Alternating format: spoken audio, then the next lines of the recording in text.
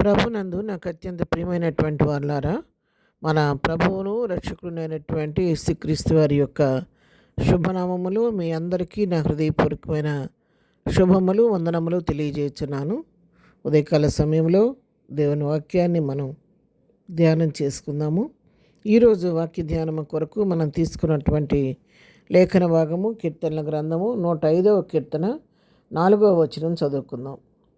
యెహోవాను వెదకుడి, ఆయన బలమును వెదకుడి, ఆయన సన్నిధిని నిత్యము వెదకుడి. ఆమేన్. దేవుని నామమునకు మహిమ కలుగును గాక. ఇక్కడ ఈ వాక్యాన్ని మనం గమనించినట్లయితే కీర్తనకారుడు 3 విషయాలు మనకు తెలియచేస్తూ ఉన్నాడు. ఒకటి, యెహోవాను వెదకమని చెప్తున్నాడు. రెండవది, ఆయన బలమును వెదకమంటున్నాడు. మూడవది, ఆయన సన్నిధిని నిత్యము వెదకమని భక్తుడు మనకి ఇక్కడ తెలియచేస్తూ ఉన్నాడు. యెహోవాను వెదకుడి. అందుకే మత్తయి సువార్త 7వ అధ్యాయము 7-8 వచనాలు మనం చదువుకున్నట్లయితే, అడుగుడి మీకు ఇవ్వబడును, వెదకుడి మీకు దొరుకును, తట్టుడి మీకు తెరవబడనని చెప్పి దేవుని వాక్యం సెలవిస్తుంది. అంతేకాదు, అడుగు ప్రతివానికి ఇవ్వబడును, వెదకువానికి తీయబడినని చెప్పి దేవుని వాక్యం సెలవిస్తుంది. కాబట్టి ఎవరైతే దేవుని వెతుకుతారో వారికి తప్పకుండా ఆయన దొరికే దేవుడై ఉన్నాడు.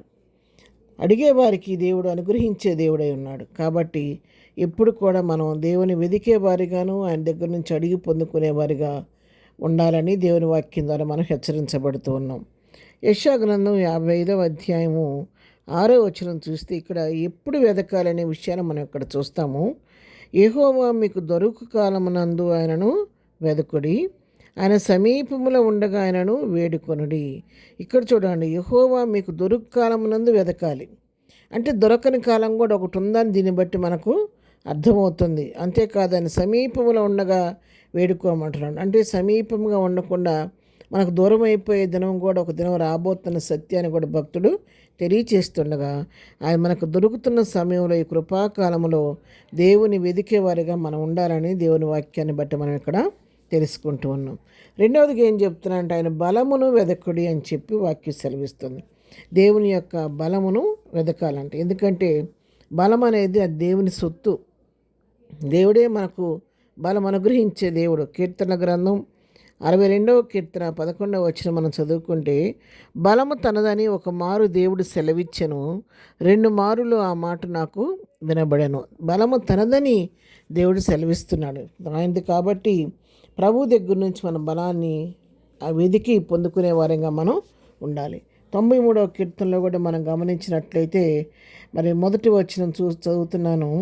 యెహోవా రాజ్యం చేయుచున్నాడు, ప్రభావమును ఆయన వస్త్రముగా ధరించి ఉన్నాడు. యెహోవా బలము ధరించి బలముతో నడుము కట్టుకొని ఉన్నాడు. చూడండి, యెహోవా బలమును ధరించుకునే వస్త్రంలాగా బలముతో నడుము కట్టుకొని ఉన్నాడంట. కాబట్టి ఆయన బలవంతుడనే దేవుడు. కాబట్టి ఆయన బలాన్ని మనం వెతికి ఎప్పటికప్పుడు మనం ఆత్మీయమైన, శారీరకమైన, మానసికమైన బలాన్ని ప్రభు దగ్గర నుంచి పొందుకుంటూ ఉండాలి. మరి ఇంకా మూడవ విషయం మనం చూస్తే, ఆయన సన్నిధిని నిత్యము వెదకమంటున్నాడు. ఆయన సన్నిధిని వెతికేవారిగా ఉండాలి. ఎట్లా వెతకాలి? నిత్యము ఆయన సన్నిధిని మనం వెతుకుతూ ఉండాలి. ఎందుకంటే ఆయన సన్నిధిలో ఉంటే మనకు ఎంతో నెమ్మది, సమాధానము, సంతోషము మనకు కలుగుతాడు. ఆయన సన్నిధిలో ఏముందో చూద్దామా? కీర్తన గ్రంథం 16వ అధ్యాయం 11వ వచనం మనం చదువుకున్నట్లయితే, జీవమార్గమును నీ నాకు తెలియజేసేదవు, నీ సన్నిధిని సంపూర్ణ సంతోషము కలదు, నీ కుడి చేతిలో నిత్యము సుఖములు కలవు. దేవుని సన్నిధిలో ఏముంది ప్రియులారా? సంపూర్ణ సంతోషం ఉందంట. ఆయన కుడి చేతిలో నిత్యము సుఖములు ఉండవండి. సంపూర్ణ సంతోషం కావాలంటే దేవుని సన్నిధిని వెదకాలి.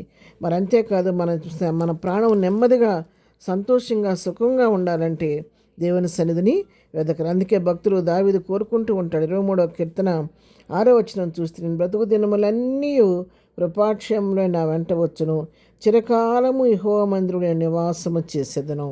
చిరకాలము యెహోవా మందిరంలో ఉండాలని దావీదు ఆశపడుతూ ఉన్నాడు.